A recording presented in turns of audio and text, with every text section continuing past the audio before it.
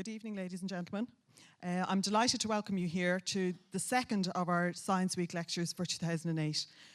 Discover Science and Engineering, in association with the Science Gallery, are bringing together some leading speakers during Science Week to share their experiences of science and technology. Anyone interested in special effects is in for a real treat tonight, and we're delighted to welcome Gerry Johnston, who has worked in film for over 35 years. And the effects that he has created have featured in hundreds of film and TV productions, including Braveheart and Saving Private Ryan. Our MC for this evening is Dave Fanning, and as I'm sure you'll be aware, he's no stranger to movies. He's a name synonymous with movies and music, and throughout the 90s he presented over 400 editions of The Movie Show. He currently hosts his own radio show on RTE1, and in addition to that, he hosts The Last Broadcast on RTE2 TV. So I'll hand you over to Dave Fanning now. Thank you very much indeed, Kathy. I just want to reiterate what Kathy said. If I can tell you what, there's a paragraph here, I'll just read it out and then we'll go straight into this film I have behind me here because it's great, I've seen it. Gerry Johnston, affectionately known as Boom Boom Johnston, okay, I'll stop, is the director of Special Effects Ireland, based in Ardmore Studios. And if you read his book, which tells you every single thing you ever need to know, it really should be called Adventures in the Screen Trade. But it isn't, because that title was taken by somebody else in the past. Basically, he's been going since the 1960s, he's been doing all this kind of stuff. And Braveheart, Saving Private Ryan, Michael Collins, and a bunch of other movies as well you've mentioned. He could have gone abroad, he did many times, but could have gone abroad to stay, and he'd probably be a trillionaire by now if he had, because he was the main man in the gig, but he stayed at home. What a moron. But anyway, Gerry is here. He's going to be talking to us a little bit later on about us. But first, as I say, he's got this thing going here, which is basically Gerry in pictures for about 10 minutes. Let's take a look, and then we'll have a talk.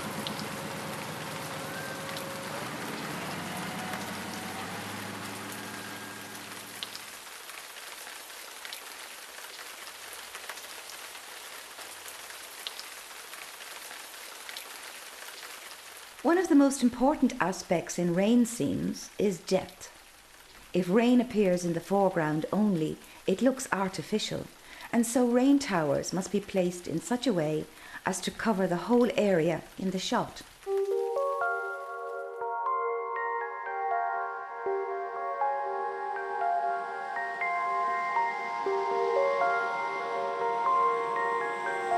That looks very, very realistic.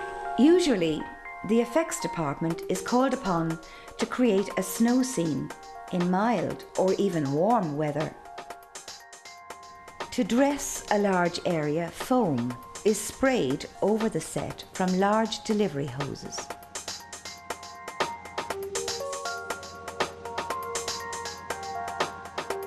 Sometimes a street scene or a sauna or a factory scene might call for steam. For scenes involving vintage steam trains or streets that have vents in the sidewalk, steam machines are used. This is a steam boiler. This is purely just used for steam, for likes of planes, trains, boats, laundries, steam coming up out of ground, whatever it is, right? It's a standard, more or less a standard boiler. Now what we do is we adapt it to suit our business and that. So what we do is we put it on a trailer, and you have to really sort of keep an eye on here all the time, because steam and water becoming vaporised is more or less can become explosive. We have a small little wind machine, and we're going to punch some smoke through it to create a haze altogether. So I'll just turn on the machine here, right? And then what we do is we just press the smoke through it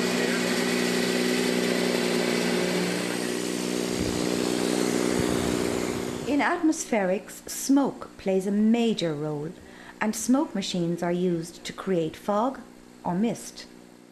I'm just going to cut little holes in it. When required to cover a large area, the smoke is pumped by small wind fans through a plastic tube perforated by hand called lay flat. The lay flat can be concealed in undergrowth in a forest, for example, thus enclosing the set so that the smoke will not be affected by changes in wind direction.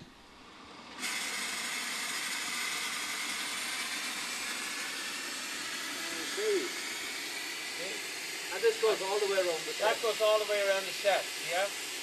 So you'll have smoke anywhere. Smoke anywhere around the place. We don't have to worry about it. We can ring the whole shop. Smoke is also used for lighting effects. For instance, rays of sunlight coming into a forest canopy. Indoors, it is used to diffuse lighting, to highlight shafts of light coming through a window, and very often, large volumes of smoke are needed to create a smoky atmosphere inside a burning building.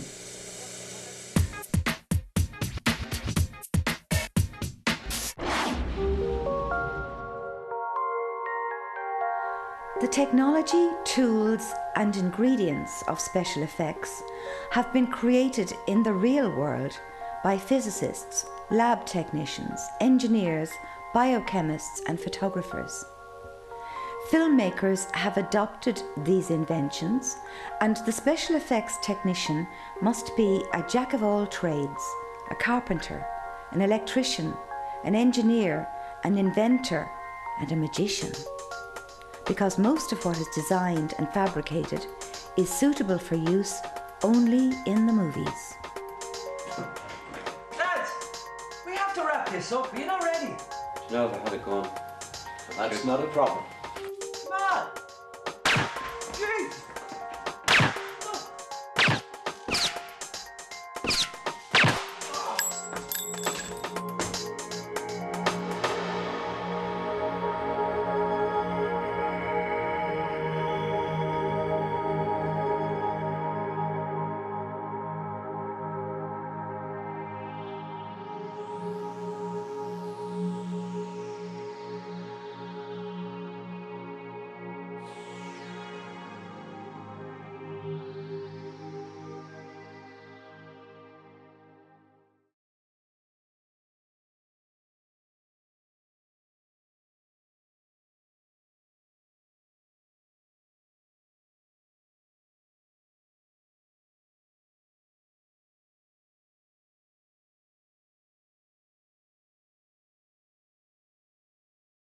Holding the pin in, nothing happens, and then a little thing will fire down and create the explosion.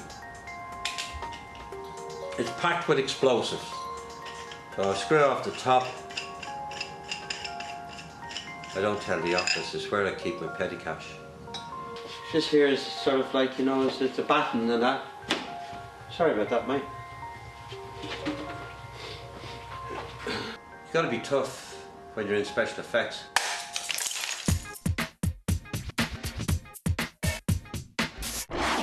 We can go like slowly, or we can like machine gun. Pyrotechnics is Gerry Johnston's forte. Pyrotechnics covers anything that burns, smoulders, or explodes. Here, Gerry demonstrates a model aircraft exploding. The effect must look good, yet be safe for actors and crew. These are all little squibs. You know, they're quite dangerous, and they could blow your fingers off your hands. This here is a little flash, like a ricochet bullet hit that ricochets off metal. We use that particular one. These particular ones here we use for bullet hits on the actors. These are plates that go on the actors. We have it padded at the back, as you can see, and what we do is we put the blood bag over it, and then we put one of these little ones underneath it, or we can put one of them underneath it. Inside this blood bag, there's more than just blood. It also contains bits that look like fragments of bone and torn flesh. Creating real-looking wounds on people involves working closely with actors. So we're just putting the plate on here with the blood bag. So we put that around there, and it's like a Velcro pulled around there.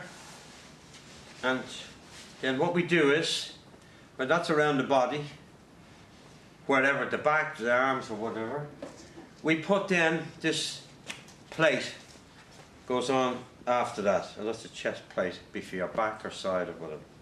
And then the bullet hits plates like I showed you earlier, which goes on like so, goes on there, and that protects the body.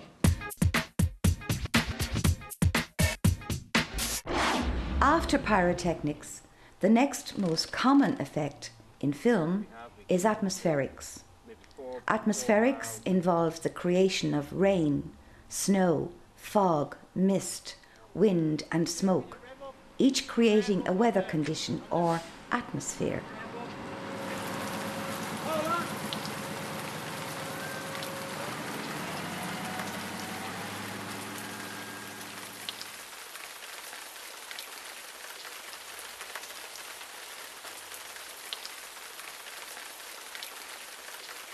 One of the most important aspects in rain scenes is depth.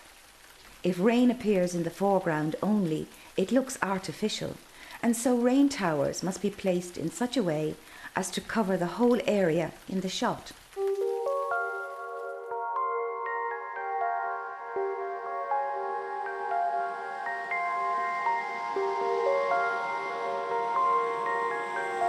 It looks very, very realistic. Usually, the effects department is called upon to create a snow scene in mild or even warm weather. To dress a large area, foam is sprayed over the set from large delivery hoses.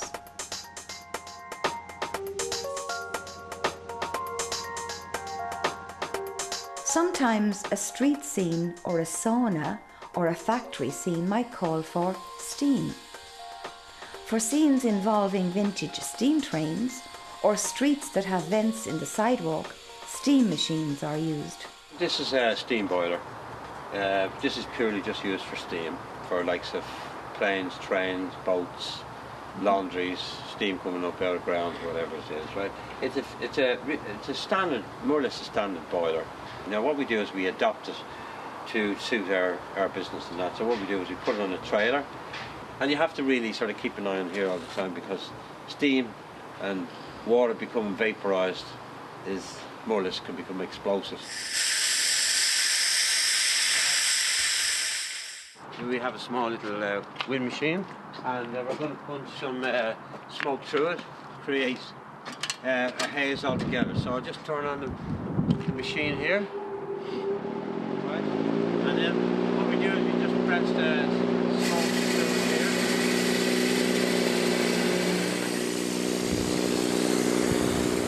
In atmospherics, smoke plays a major role, and smoke machines are used to create fog or mist. I'm just going to cut little holes in it. When required to cover a large area, the smoke is pumped by small wind fans through a plastic tube perforated by hand called lay flat. The lay flat can be concealed in undergrowth in a forest, for example, thus enclosing the set so that the smoke will not be affected by changes in wind direction.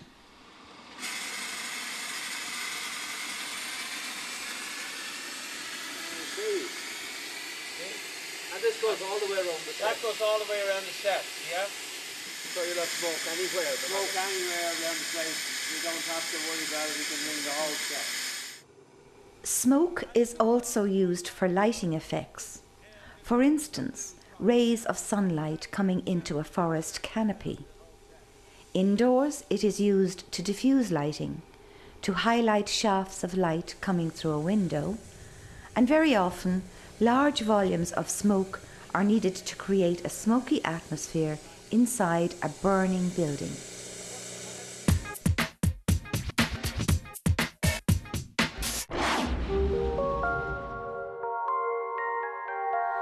The technology, tools and ingredients of special effects have been created in the real world by physicists, lab technicians, engineers, biochemists and photographers. Filmmakers have adopted these inventions, and the special effects technician must be a jack of all trades, a carpenter, an electrician, an engineer, an inventor and a magician. Because most of what is designed and fabricated is suitable for use only in the movies. Lads, we have to wrap this up. Are you not ready? No, I had it going. That's not a problem. Come on. Jeez.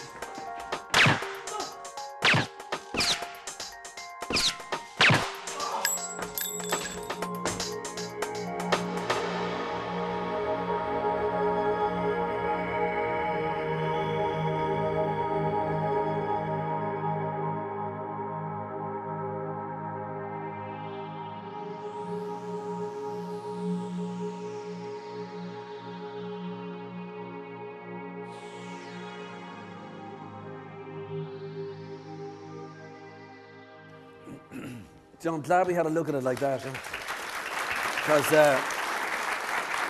it'd be impossible to start talking about that kind of thing without having a look at it. So at least you've seen what happens there in the cowshed. By the way, just a matter of interest, Jerry, that last quote there from Steven Spielberg, what's he referring to exactly? Is it the fact that digital effects took over for so long? And would I be right in saying that they're kind of maybe going into the background a little more and you're coming back to the forefront? Yeah, well, I think, as the actors always prefer to be on sets, whether it's action stuff and that. And lucky enough, as we felt we were going to be redundant there a couple of years ago, but I think it's all sort of come back to the physical effects on the set. And much as blue screen and green screen and all the rest are great, they want to know what their motivation is, kind of thing. Like, sorry, who's attacking me?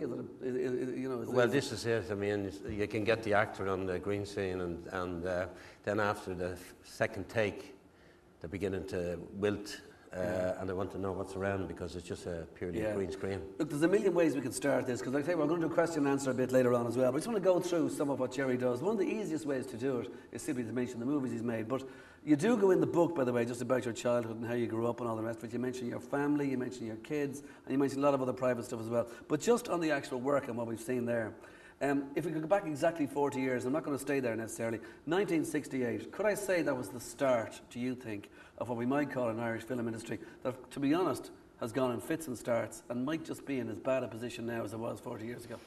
Well, it was even, back in the 60s, there was more feature films coming into Ireland. They were all fairly big blockbuster films. At the time, they were all in their 15 to 20 million, which is quite a lot of money then. But like over the years, we're going, as you say, fits and starts, and studio closing up and starting again. And as I can't see, unless there's going to be an injection of the government to put money into the studios as well and the industry, we're not going to go anywhere. It's not going to happen, is it? Certainly not in the next 5 years. No, definitely not. Let's be realistic.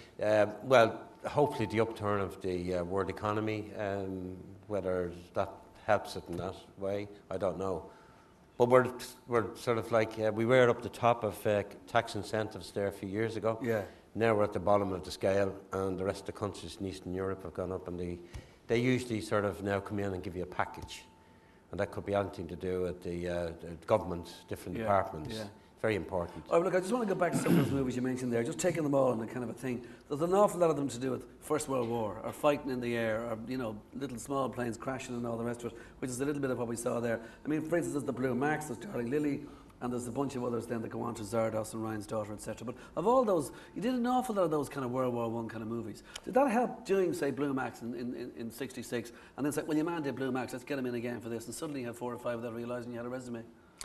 Well, then I was lucky then because, as you say, sort of back in the 60s, I mean, most of the films were all First World War, because the First World War planes were here. Yeah. So it was great for, we even had a film called Zeppelin was being shot in England and part in France. And because the planes were in Ireland, they decided, to come over here and do some shooting. But if the planes weren't here at the time, we wouldn't have got a lot of work out of it. Yeah. But then after that, then we sort of like, it became then like Second World War stuff. And that went through start going through to the 70s. And then all of a sudden it was all different films after that. And as the first big one I did since a picture called Mackenzie Breaking Underground back in the 70s, we did a lot of Belfast, all that stuff. We did all the Belfast stuff. But the big film we came back to, which was great to work with, especially my first time working with Steven Spielberg, was on the Saving Private Ryan. Okay, but you did mention Zeppelin there, which showed you just how dangerous your job can be. Mm-hmm. Did you know, 4 guys died on a plane making that movie? Yeah, well, I spoke to that particular morning. Most of the pilots would go in and have a briefing every morning. Yeah. And 1 or 2 pilots used to came in a particular morning, and they were asking me, what's the drill for today? And I just said, well, you need to talk to the rest of the pilots because that's not my job. But my job basically was to load the plane up with what we call fire pots, which is a black smoke pot, which creates a little bit of fire as well. And that's when the camera director in the helicopter, there was a lot of helicopter dogfights, the director would say, okay, dive to the pilot. And these planes used to take off like, they used to carry about 20 feet back behind them, like a football. And we called this a burster. And then when it went into a dive, the camera would be in a position that the pilot would explode this bomb at the back. And then at Black the smoke. black big fireball would happen, would block out maybe the plane. And then a lot of black smoke, and then you'd see guns fired, which we had to make up as well. So we'd have all, like, we were using at the time for the gases oxyacetylene, which is highly volatile, especially on aircraft and that. And so we had to weigh everything on the aircraft. There was stringent, health and safety on that, because these were like timber box, they could just go up. I mean, most of them were sort of timber and bits of metal, so we had to be very careful even when we were doing the bullet hits on us and that. But, it's lucky enough as we never had any accident or anything like that on it. No, but it did happen in England, wasn't there? Part of the filming in England, it did happen. Well, we did, yeah. I mean, the planes took off that particular day, Yeah, and that wasn't your unfortunate. thing. That wasn't mine. Unfortunately, is something happened with the helicopter and the plane, and they crashed into each other. And there's an awful death. I say it because there's a lot of danger in everything you do in the book. You don't talk much about the word insurance. No, I mean, everything today is health and safety, insurance. It restricts a lot of our work as well. Okay, but you do talk a lot about Hollywood stars, and there's an awful lot, for instance, even of a guy of your age who is coming into the business, and like half the time you don't know who half them are, which I think is brilliant. You kind of go, okay, you meet this guy, you're in a hotel, and he's sitting there across having a meal, and it turns out to be David Lean, and he calls you over for a meal. When did you discover this is the guy? Well, there was a particular guy who used to work for currently used to work in the government. He was the first stop shop, sort of. He went to him when they came in, and he said to me about. He rang me and said, young Johnston, get down to Dingle, set up down there the production, and also as well as your own effects. So I went down, and I was staying in a place they just finished called the Skelligs Hotel in Dingle, and I used to go out in the day and try and organise, things for the film and that. And I was on my own, and this guy was past me one day, and he said to me, "Are you on holidays?" And I said, "I am." Like joking to him. I said, "No, I'm working on a movie." And he said, "What's the name?" And I said, "Ryan's Daughter." And he said, "Would you like to come over to our table?" I said, "My name is David Lean." So he introduced me then to the writer Robert Bolt, the producer Sarah Miles and that. And I must have said the right things, because I was living on lobster and wine for the next couple of weeks. And had you seen Lawrence of Arabia? Had you seen Dr. Zhivago? Had you seen The Bridge in the River Kwai? 3 of the biggest movies ever made. No, I didn't at the time. I didn't know who this guy was, So he was very courteous, and he brought me over, as I say, and I was fascinated when they started talking about scripts, because I knew nothing about scripts. I mean, there are books alone in just the making of this movie and the difficulty of it, and the madness of just how difficult the movie was to make, and David Lean, Taskmaster and all the rest. One of the things was he wanted the storms in the west of Ireland, and there were storms every single year in Dingle, except this year. Yeah, it was the first time in 50 years they never had a storm. So what we had to do is we had to bring in aircraft engines, and we had to make up what we call big wind machines for creating storms. We had to make up what we call these hoppers overhead, which would maybe hold about 3,000 or 4,000 gallons, and release them. And that would be released near the camera, hitting rocks and that, and also the wind machines, smoke going through it and everything. So we did that, and then they went off to shoot 1 or 2 scenes in Africa. And it was fairly tough, because we didn't realise at the time we were going to have to create a storm, because it just happened there was no storm. So you had no idea you'd stay down there as long as you had to. What was Robert Mitchum like? Robert Mitchum was he was a man's man, always joking and hard drinker, and loved the parties. And he used to he stayed in this particular bed and breakfast. Gregory Peck or something, is it? No, that was I stayed there and that, but he stayed in this place, and people used to ring up and Robert Mitchum and take the bookings and joke with the people. So a good joker, yeah. No, I stayed in a place. There was a guy I met down there, a famous guy. He was a publican guy called Tom Ash, and I didn't realise, but he was related to Gregory Peck. And I was staying in a place which I wasn't happy at the time, and he introduced me to 2 of his cousins. They were deaf and dumb at the time, and they showed me this place, and it was a beautiful place upstairs. And I didn't realise till a few days later I was staying in Gregory's Peck's place in Dingle. These were his two aunts that he used to come. Which you were able to tell him about years later. Which I worked with him later in India, and we built up a rapport, and we had a great time. It was called. It was a student of the Second World War. It was called oh God, I can't remember. It was all to do with the Second World War. Anyway, the last charge of the Calcutta Light Horse, I think it was called.